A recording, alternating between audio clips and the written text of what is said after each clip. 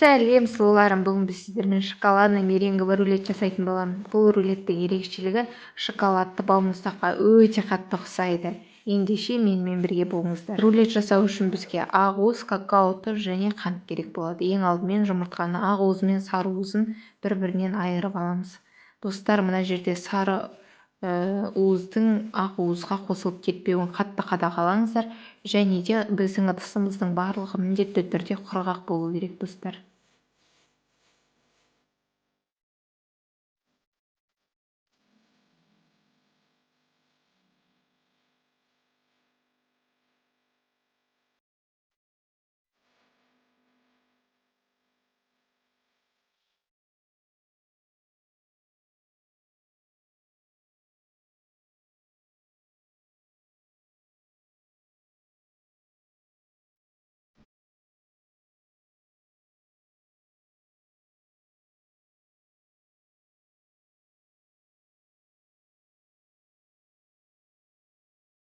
Не, достар, ақуызымызды жылдогымыздан айырып алдық. Енді осыған тұзымызды салып миксерлеуді бастаймыз.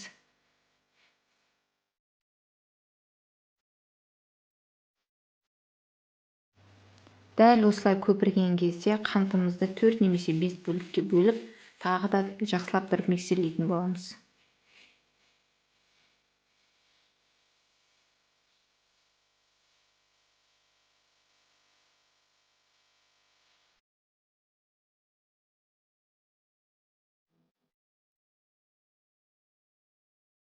Достар, біздің меренгамыз жақсылап тұрып плотный болғанша дейін миксерлейтін боламыз.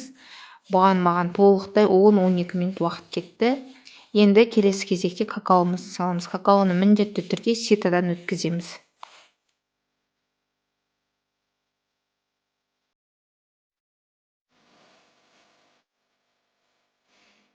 Міне, достар, меренгамызды енді жақсылап тұрып астының үстіне араластырып аламыз.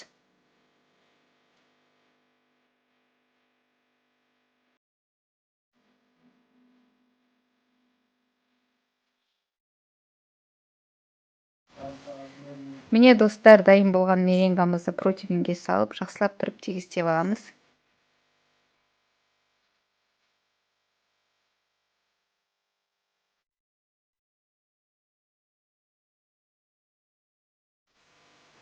Меренгамызды арнайы шпательдің көмегімен тегістейтін боламыз. Өте қатты жұқағып жібермеңіздер. Қалыңдығы 1-1,5 сантиметр болса, рулеттеріңіз өте жақсы болады.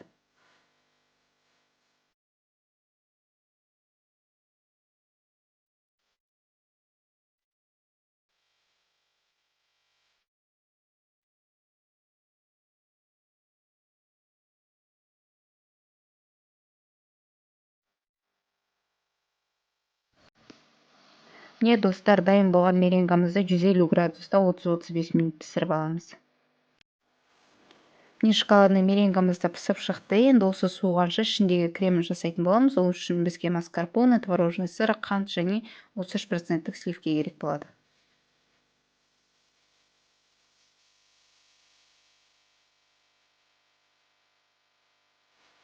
Алдымен маскарпоне мен творожный сырды қант қосып міндетті түрде жақсылап тұрып араластырып аламыз.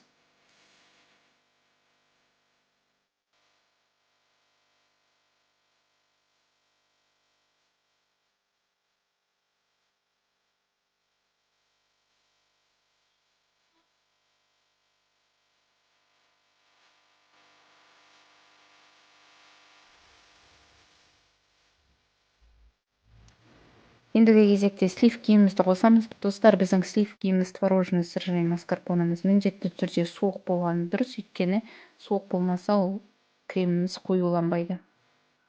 Міне, дәл осы видеодағыдай қою болғанша дейін жақсылап тұрып миксерлейтін боламыз. Енді рулетімізді жасауға кірісеміз.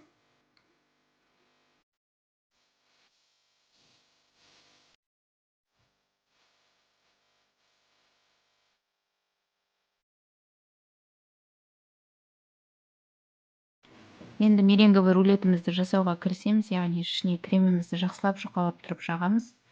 Кремнің 3-2 бөлігін ішіне, жаңағы 1 бөлігін сыртына міндетті түрде сыртын безендіруге алып қаламыз.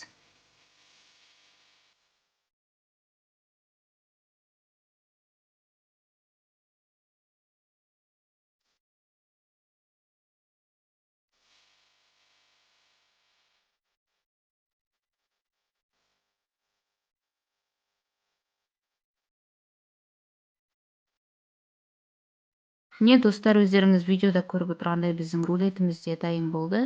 Енді сыртын безендіруге кірісеміз.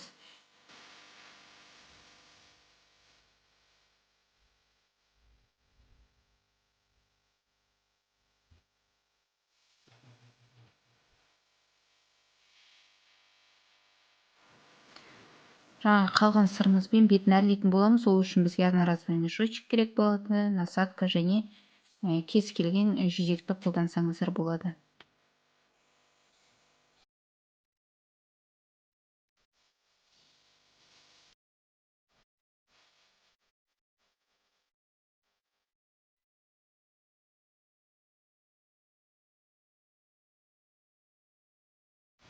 Міне достар, сыртын өз қалауларыңызша әртүрлі етіп әсемдесеңіздер болады. Міне осымен рулетіміз дайын. Барлықтарыңызға жасауға кеңес беремін. Сіздермен бірге болған Мөлдір. Барлықтарыңызға сәттілік.